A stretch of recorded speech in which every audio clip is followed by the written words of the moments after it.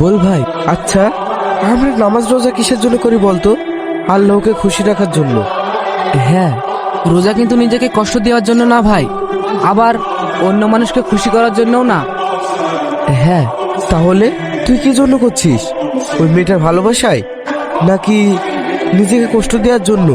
আচ্ছা বুঝেছি, তোরা আমার বন্ধু, তোদের যাতে ভুল বোঝাবুঝি না হয় তাই বলছি। কিছু মনে করিস না ভাই। সব থেকে বড় সমস্যা হলো কি জানিস, সব ব্যাপারে কাজটাই নজরে আসে, নিয়াত দেখতে পাওয়া যায় না। তাই যার যেমন বুদ্ধি সে তেমন মনে করে। হ্যাঁ, তুই একটা মেয়ের জন্য এসব করছিস। আমি মিথ্যা বলবো না, আমি ওই মেয়েটাকে খুব ভালোবাসি, কিন্তু যেদিন বুঝতে পারি ওর বিয়ে হয়ে গেছে আমার খুব কষ্ট হয়েছিল। হ্যাঁ, সেদিন আমিও ছিলাম।